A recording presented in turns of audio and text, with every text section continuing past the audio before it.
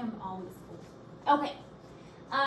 So we left off about here, yes? We're talking about the calcium levels? Phosphor, no, we're past that. Yes, we talked about this. Yeah, no, this one we're phosphor. Okay. We hadn't gotten to here yet. We'd stopped here. Because I wanted to finish calcium. We had not gotten to phosphorus. Alright, so calcium was the main mineral of the body. Phosphorus was the next largest, or not largest, next mineral in highest quantity. So phosphorus is the second most abundant, and remember, mineral versus vitamin. Minerals, think on the periodic table, and again, this is another one that plays a big role in bone formation. It gives bones and teeth their strength. So it's going to be found in a lot of different foods like, cheeses and, what other foods are good in phosphorus? Lint? What? White lint?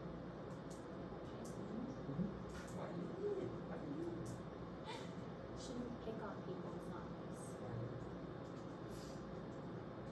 What big one?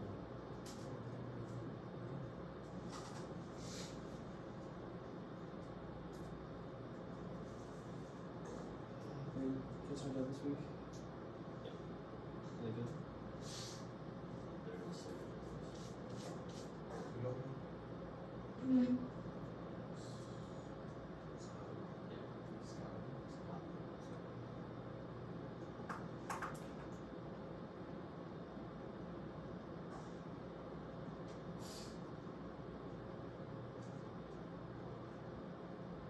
A lot of the same foods that have calcium also have phosphorus.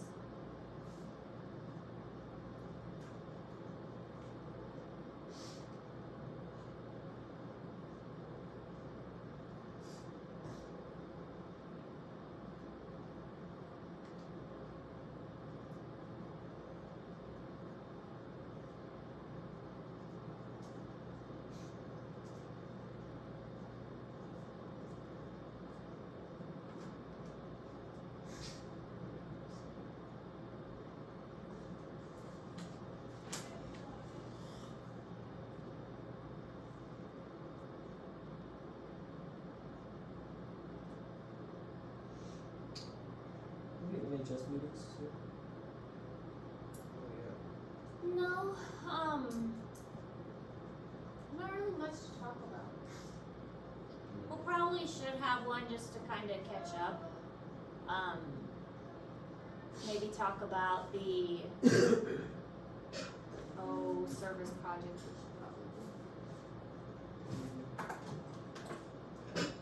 But we had so many before the blood drive. I was kind of giving us a break. All right, so phosphorus enters in the formation of bones and teeth, but it's also super important with ATP, adenosine triphosphate, so that's, kind of important. It's important with nucleotides and nucleic acids because it has the phosphorus and then the sugar and then the nitrogen base, so, building that DNA structure, that's kind of, important part too. The phospholipid bilayer, so that's another area that phosphorus is used for, and then maintaining the pH balance, and acting as a buffer for that in the cellular fluid. So it's no wonder that phosphorus is the second most important and the second most abundant one, because we're seeing it a lot. I mean, ATP, DNA, phospholipid bilayer, it's appearing in a lot of different places.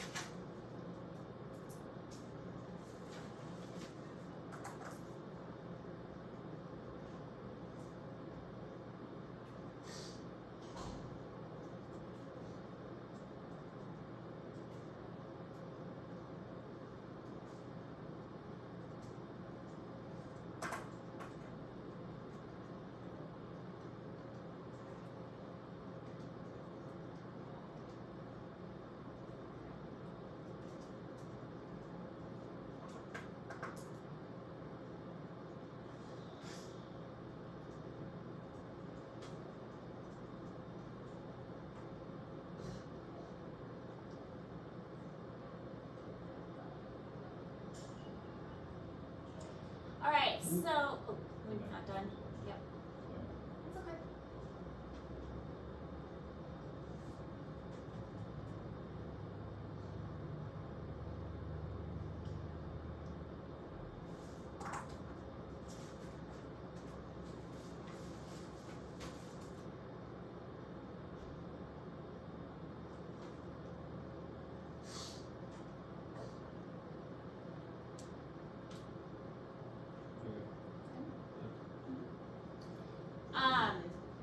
Two others that are also important, iron and iodine. We already talked a little bit about iron, that its most important function is an oxygen carrier. So iron is in the center of what's called a heme group, which is the hemoglobin that's on red blood cells. So that's really its main function. It does a couple other things, but mostly it binds to oxygen on those red blood cells. So without the iron present, it doesn't grab the oxygen as well. So that's what it does. On the red blood cells, if iron is present, it grabs oxygen molecules and holds it on those red blood cells. So if you don't have enough iron present, you're not going to be able to grab the oxygen as well on your blood cells. So that's why they're like, oh, you should take iron, because with more iron, your blood will hold more oxygen. Iodine is a widespread mineral. It's mostly good for your thyroid and hormone synthesis. So the problem is, if you have too much calcium, calcium is going to prevent the absorption of iodine. So there's some things that like counteract each other. So if you need more iodine, calcium is going to prevent that. Just like also calcium and iron don't go together either. So when I was pregnant, I was very anemic, and I was having to take like a lot of iron supplements. But I had to be careful and not take my iron supplements at the same time as I was taking calcium supplements. So I had to take them at different times because calcium prevented the absorption of iron. But iron and vitamin C absorb good together. So it's a matter of which vitamins to take with which things.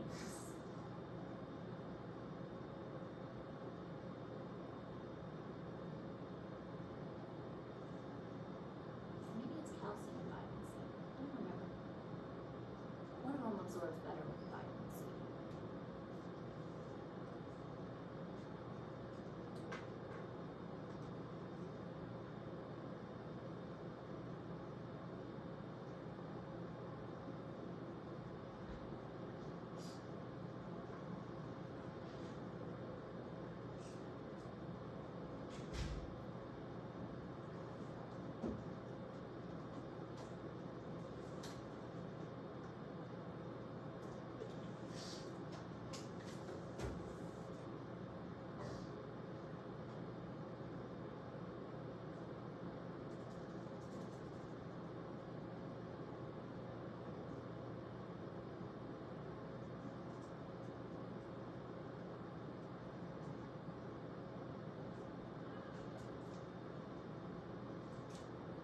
So vitamins versus minerals, this is the difference between the two. So far we've been talking about minerals, and again, when you think minerals, think periodic table. So iodine, potassium, iron, calcium, those are all from the periodic table. Vitamins are quite different. Vitamins are organic, and we already talked about the difference between organic and inorganic. Organic contains carbon, comes from living things, plants or animals. If the carbon is in rings or chains, they have hydrogen attached to them. So those are all examples of organic things. But the problem with vitamins is they can be broken down by heat, air, or acid. So if you leave a vitamin out, I don't know if you've ever seen this, if you leave a vitamin out on the table, like have you ever had to put some vitamins in you a little? Yeah. Just some vitamins, they good stuff. But if you left them out, they turn kind of like brown and funny color, didn't they? You leave them out, they turn kind of brown or funny colored because they can be broken down by just even leaving them out to the air. So if a vitamin is left out for any amount of time, they can be broken down when they're exposed to just, anything. This makes them it makes them have a shelf value that has a shorter lifespan than minerals do. Minerals can last a whole lot longer. Vitamins have kind of a lifespan before they're not as effective. So it's sometimes harder to get vitamins because cooking, storage, or simple exposure can break them down. Also, the thing with vitamins is they need to be taken with food because some vitamins are water soluble or fat soluble. So that's why you should always take your vitamins with a meal. You can't just take vitamins on an empty stomach because a lot of vitamins are fat soluble, meaning that if they don't have some kind of food that they are taken with, that they are not going to absorb the way that they're supposed to. So vitamins shouldn't just be taken without any kind of nutrition to go with them, because if they don't have some kind of fat or some kind of water or some kind of food to go with it, they're not going to be absorbed into your body correctly. They have to have some water or they have to have some fat, because otherwise those specific vitamins are not going to absorb into or across your digestive system correctly.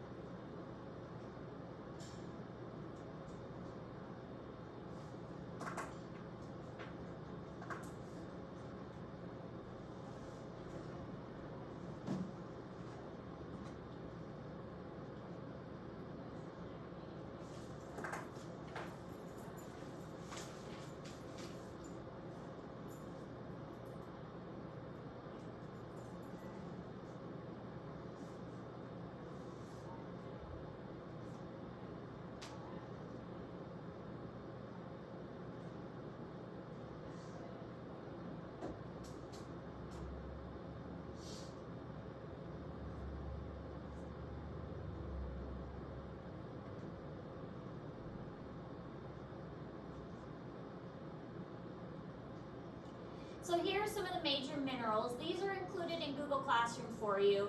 I would know maybe 2 to 3 of the major minerals and maybe a food that they are found in for the test. I don't want you to have to get too detailed with it, but just know maybe 2 to 3. Definitely know like calcium and phosphorus, because those are some of the big ones. We're going to be doing, the assignment is over trace minerals or the micro minerals. So know that information from the assignment, because if we're going to be doing an assignment over it, you should know a little bit more details about that. So some of the trace minerals, iron, zinc, and we mentioned before that when you're starting to feel sick, zinc is a good one to take because it's going to help with your immunity and kind of increase your immune system. Especially if you take zinc as soon as you start to feel sick, research shows that you get better quicker and you don't get as sick. So as soon as you start to feel sick, take zinc right away and you recover much quicker and you're not sick as long. Some more trace minerals and all of that is in Google Classroom. And then vitamins, the ones that are fat soluble, so vitamin A, D, I think that's E and K. And then the water soluble ones, lots of vitamin B. I'm sure you've heard of vitamin B12. Vitamin B12 is a very good one also for immunity. And some more water soluble vitamins. Lots of different kinds of vitamin Bs. And then of course vitamin C, I'm sure you've heard about. Alright. So, moving on, some more. This is a reminder about metabolism. You don't have to write this down because we've already talked about metabolism. And you already should have a definition of metabolism, but just a reminder about it is the sum total of processes occurring in a living organism. So you put the food in, you get reactions going in the body that produces carbon dioxide and water, but a lot of what is produced is heat. So that's really what metabolism is. The food and the water going in, your body making this energy and getting heat from that, and all of what your body is doing and creating is really what metabolism is all about. How your body is using the stuff that you're putting in and how it's being broken down so that your body can process all of that. So your body has a couple different states, like kind of scenarios that it enters into, and one of them is like the absorptive state. So right after lunch, for instance, this is the fed state. So your body is digesting food and absorbing nutrients, and this can take up to 4 hours depending on like how much you ate. And your blood glucose levels rise, and this causes the release of insulin. Insulin is going to help balance the sugar levels in your body, and it initiates the absorption of blood glucose. We'll talk more about like sugar levels and things like that when we get to the digestive system. But sugar levels and diabetes and all of that is a huge thing, because diabetes is a really big problem in the United States, and most people know of somebody who has diabetes and has to struggle with insulin or testing their blood sugars or things like that. So we'll get into that more with the digestive system, because that has a lot to do with the pancreas and how blood sugars are regulated with meals.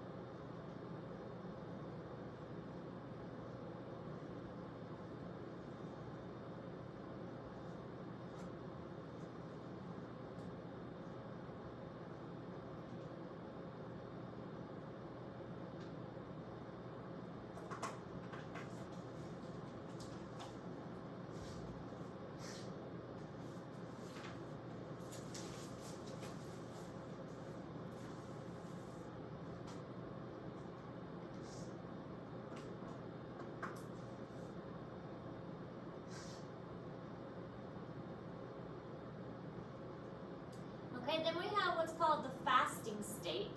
This occurs when food has been digested, absorbed, and stored. So if we don't need it right now, we'll store some if it's useful, or we'll eliminate it if it's not useful.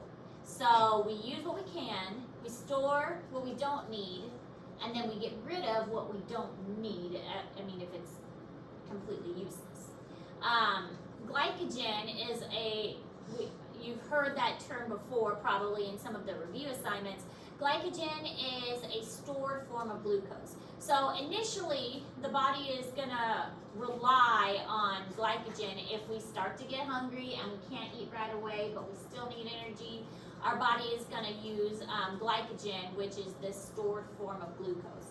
Then, if we go past that, gluconeogenesis will occur. This is kind of the reverse of glycolysis and how glucose is formed. So this process is kind of going past that. So now we're like, okay, now we're really kind of getting hungry, and now we need even more glucose. So let's see if our body can kind of tap into some of those stores that we've set aside for later. So let's go into this gluconeogenesis and break down some of those things that we've been saving to make some more energy for ourselves.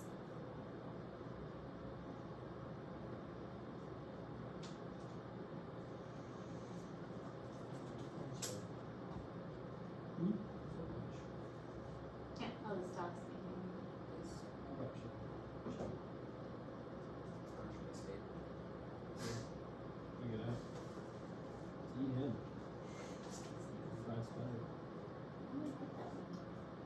You definitely have like oil and meat. Isn't bad. You'd be crunchy like that. Oh yeah, I know people eat legs. everybody's over to the gym. Everything's really tasty. She's got hairs. So, flavor. It'll burn off. They'll probably cook it up, yeah. That's terrible. For Eagle Scouts, did you ever have to like hunt and eat stuff? I saw Even a video. badge. The only thing we ever had like hunt for was wood for fire. You have to start fire? Yep. I saw this video of this guy fishing. And, he was like messing with this little shark. Grabbed out of his pinky, spun. Oh yeah. Is that funny? I shouldn't have been messing with the shark. Yeah. I mean, they were fishing, like trying to get like the hook out or something. Oh, well, that's not as funny. Something like that. Yeah, that's not as funny. If he was messing with it just to mess with it, Or then like, serves him right. They were doing something with the shark. They had, It's not as funny if he was, fishing or something. But if he was messing with It it, is then the serves him right. He's like, I just lost my pinky and it hit the shark like spinning. It's funny. It's not. It's kind of funny. You think about it, 'cause If he deserved it, then it's funny. in the video, he's like, he doesn't even like react. He just goes, I just lost my pinky. I would be like screaming. I don't have a pinky. If he deserved it, then. I like watching those survival shows like Alone. Netflix has a new season of Alone. I think they're interesting. Alright, so then you have, after the ingestion of foods, fats and proteins are processed. So the peripheral tissues, like the outermost tissues, they are the ones that are going to absorb glucose first. The deeper tissues, and if you think about it, it's usually the deeper tissues that have the fat storage. There's more fat around inner layers of your organs. And part of that is also because it insulates them. Your inner organs need to be insulated and kept warm and kept at a more constant temperature. So they are going to have fat layers that surround them. But also that is going to be a better way to break that down as an energy source if necessary.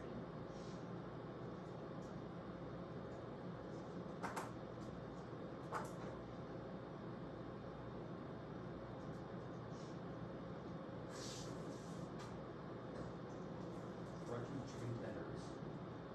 You ever had something get out? Yeah. Mm-mm. The spider recipe. Never had the spider escape. I worry that the gecko might. The way that the students sometimes play with them, I'm afraid they won't put the lid on good enough. And that the gecko might. What's his name? Greg?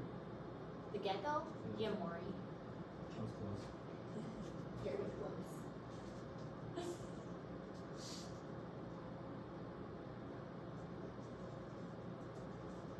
I need a monster.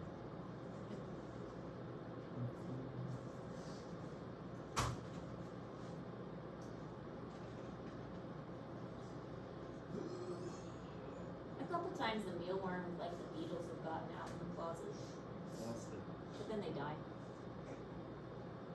It's their fault. This is their fault. Shouldn't get in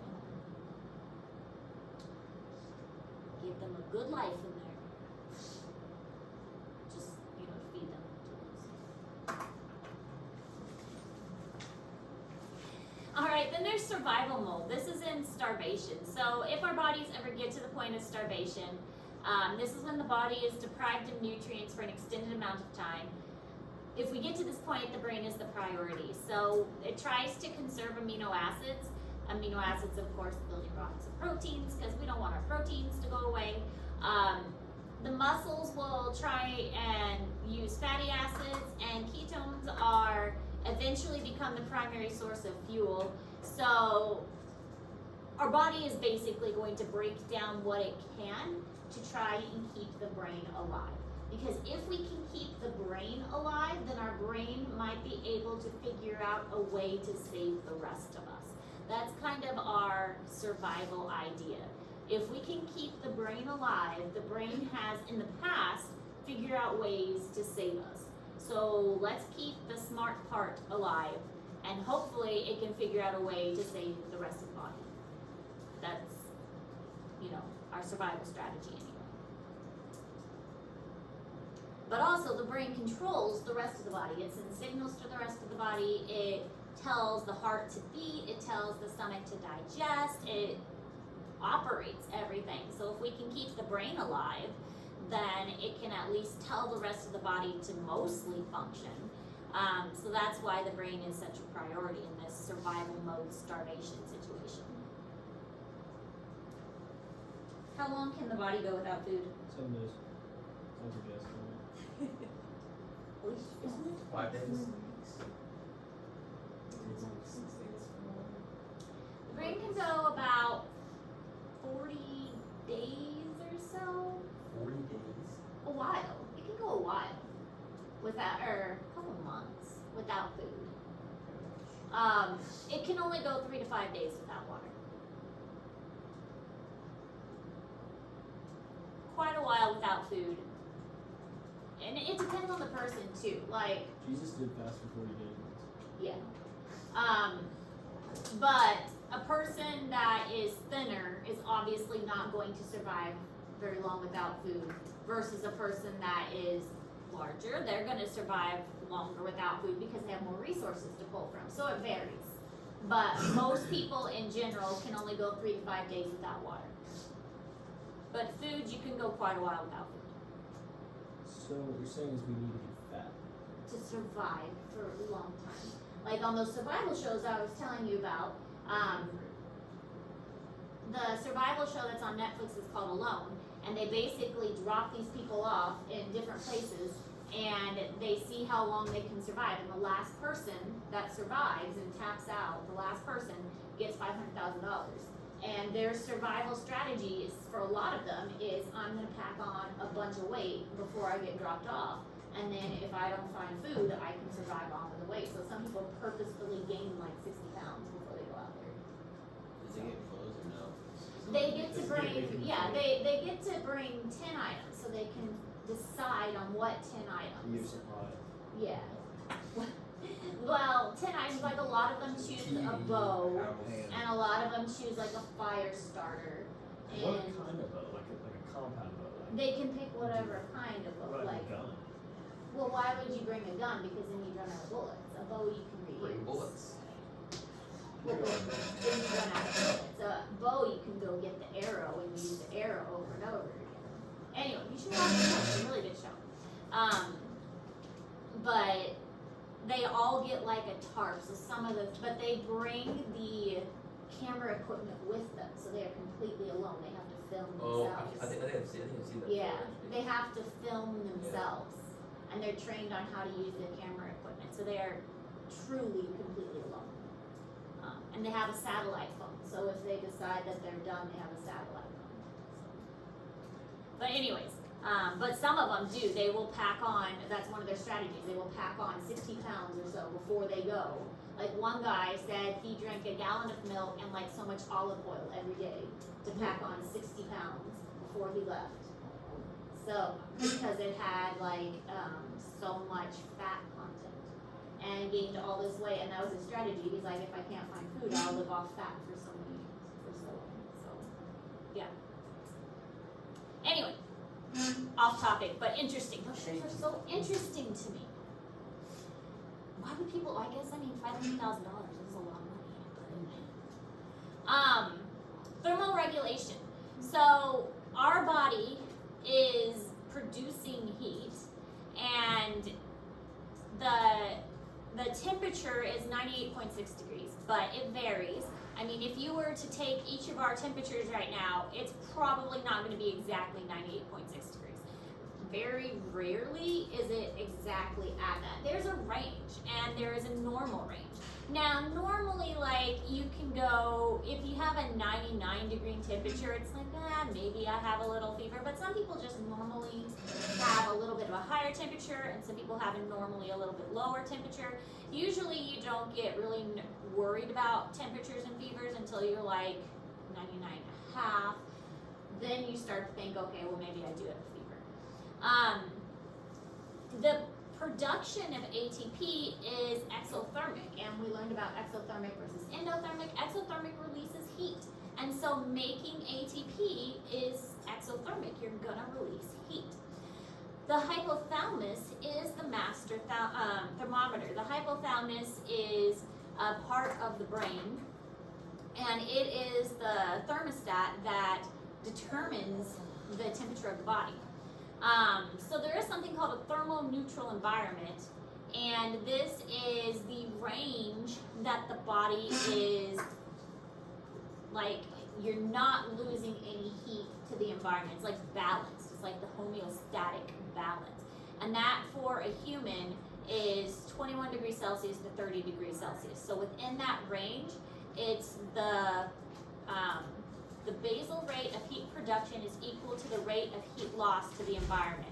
So if you are within 21 degrees Celsius to 30 degrees Celsius, the heat that you are losing to the environment is the same as like the environment around you. It's like equal. The heat you're giving off is equal to the environment around you. Thermal neutral environment.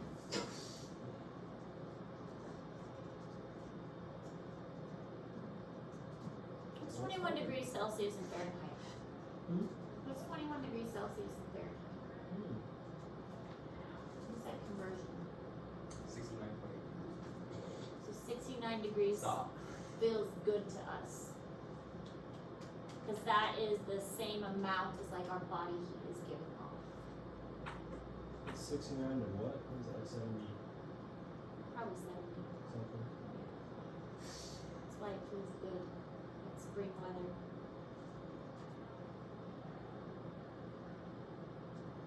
Spring and fall weather.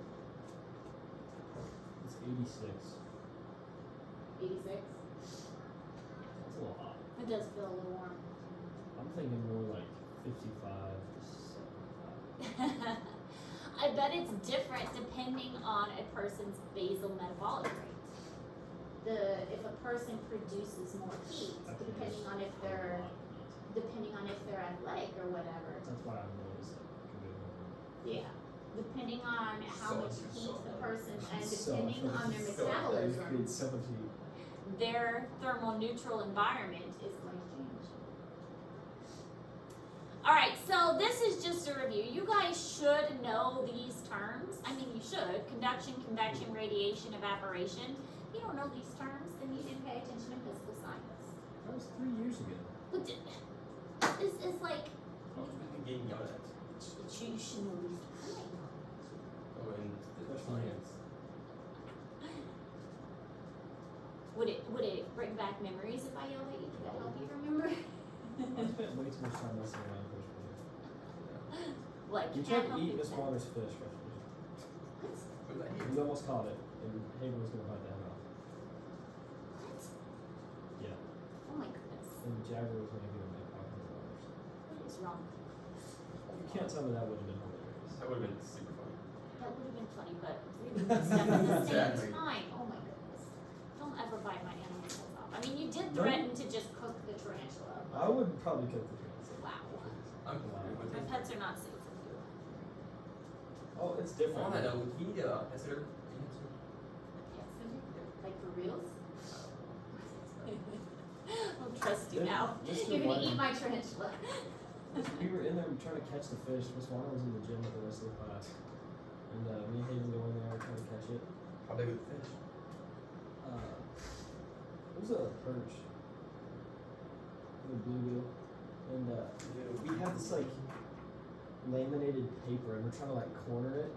And Hayden was gonna reach out there and grab it and just bite the head off. And we couldn't get a hold of it. It was so quick. And then the water would get all dirty because of like the dust would like get pushed around. And then Mr. Whiting, the guy that used to teach in this classroom, came through the thing and was like, "What are you guys doing?" And we were like, Naughty freshman. it would have been hilarious. Naughty freshman. That was just so funny. Naughty We used to just yell car. Like, that's so dumb right now. No wonder you didn't pay attention. Well, conduction is the transfer of heat by two objects in direct contact. So if this was hot and this was not, touch that, now the table gets hot. That's conduction. Convection is transfer of heat to the air surrounding it. So again, if this was hot, now the air gets hot, like a match. So like fire. So now the air is around it is hot. Radiation is transfer of heat via infrared waves. So there is like heaters now that are called radiative heaters, that you get a heater and you set it in your room, and the heater itself, the heater isn't hot. It's supposed to be safe for children, but it makes the room warm anyways, and that's called a radiative heater. Evaporation, transfer of heat by evaporation of water. So as the water evaporates, it makes the room warm too.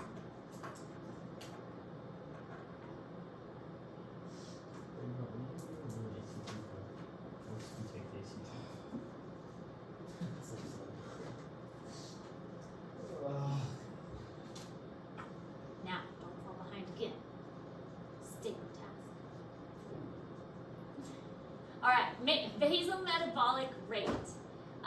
Amount of daily energy expended by humans at rest. So the key here is like not using a whole lot of energy. So 70% comes from just basic functions of the organs. Your organs doing their thing, 70% of the basal metabolic rate comes from that. 20% is from physical activity, like you're like twitching in your sleep, or just talking or something like that. 10% is from thermoregulation, your body keeping itself warm. So that's your basal metabolic rate. So 70% is just organs functioning. 20% physical activity, and 10% is thermoregulation. Your basal metabolic rate is going to decrease with age. So as you get older, this is gonna go down. And a lot of that is because of muscle mass. Your muscle mass decreases as you get older. I mean, this sounds terrible, but elderly people are typically skinnier. I mean, not always, but that's why they're called little old ladies, because they don't have a whole lot of meat on their bones.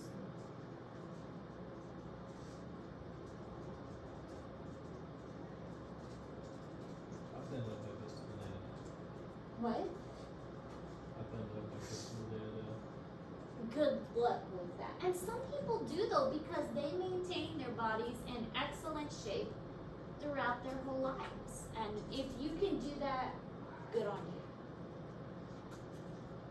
you. Yeah, probably.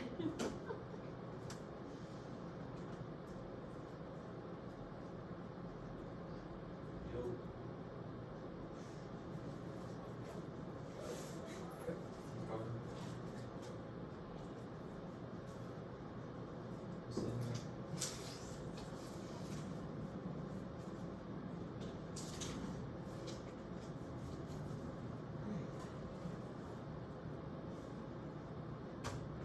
We'll lose like 5 pounds when basketball season starts. Just because of conditioning. Crazy point, crazy cut. Crazy cut. All right, calories is the amount of heat used to raise 1 kilogram of water by 1 degree Celsius.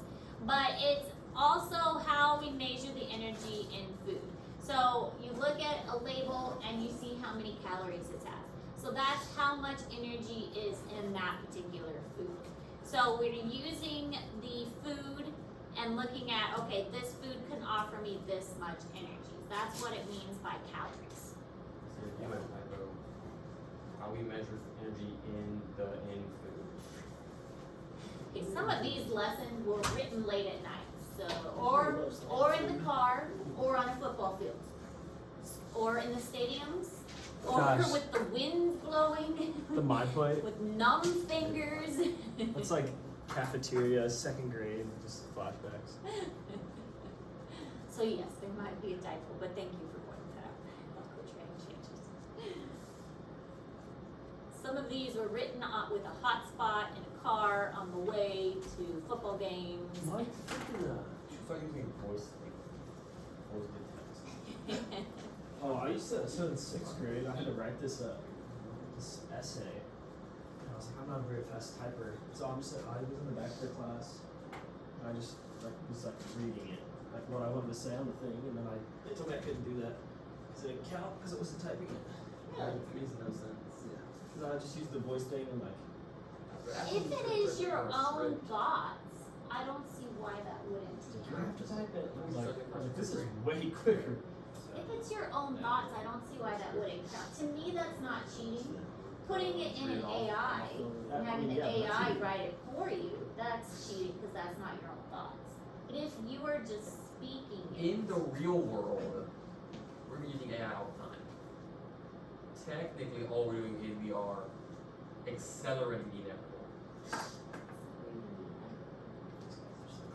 We're gonna be using it every day regardless in the future. but Why not start now?